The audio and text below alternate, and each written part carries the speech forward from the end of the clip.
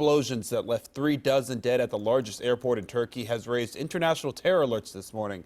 The late-night bombings happened at the terminal at the Istanbul airport. 3 blasts were captured on camera, and this sent passengers and workers scrambling for cover. The gunmen first opened fire on those passengers before taking their own lives in violent attacks believed to be the work of ISIS. Now the United States is offering help following those coordinated shootings and bombings. We begin our coverage with Tracy Potts with the terrifying moments that has many questioning vulnerabilities at airports around the world. U.S.-bound flights into Turkey were shut down following the attack. I feel so worried and helpless about this. A few flights headed here already in the air were allowed to land. If there's a flight coming directly to the U.S., then we impose additional standards and requirements for security. Typically, U.S. agents inspect foreign airports regularly, sometimes undercover. Cargo is inspected. The flight crew, ground crew, service staff, all checked against terror watch lists, and they undergo regular criminal background checks. Though not confirmed, senior officials believe ISIS, also known as Daesh, could be responsible for the Turkish attack. Daesh and others like it know that we have to get it right 24/7, 365.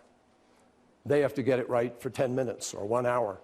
Turkey is a longtime ally. The U.S. will help in the investigation. If we have information about who might have authored the attacks, if we have any thoughts as to how they might build up further security after the attacks.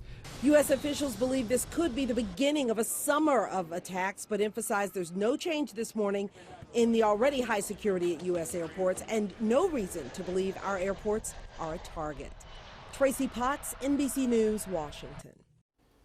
Now, the attacks in Turkey have airline passengers here at home concerned for their safety. The bombings have airport staff and police on high alert as they try and coordinate efforts to keep everybody safe. NBC4's Katie Love is at Port Columbus to show us what the U.S. is doing to calm the fears here and for the folks abroad as well.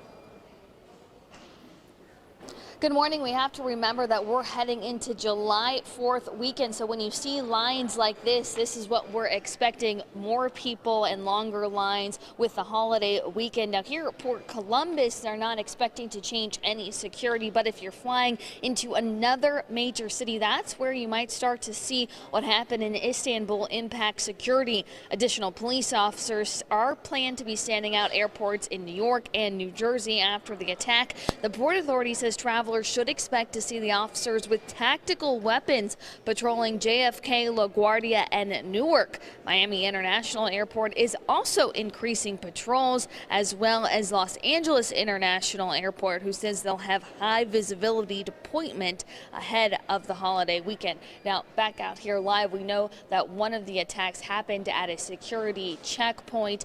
What TSA and Port Columbus is recommending, as they always do, is if you see something, to say something. By right now, no threat to U.S. airports. Reporting live from Port Columbus, Katie Love, NBC4. Katie, thank you. Yeah, it's just a scary time out there. No matter where you fly, you don't know. It's very vulnerable out there right now. And Katie made mention of if you see something, say something. You need to be vigilant at all times. We talked about that a lot with the Pride Festival is going on. Even with Red, White, and Boom coming up, Bob, folks are going to be down there. If you see something, find a police officer. Tell them what you're seeing. Yeah, and you're going to see a lot of friends down there and a lot of crowd down there, so it's a good time to be very vigilant.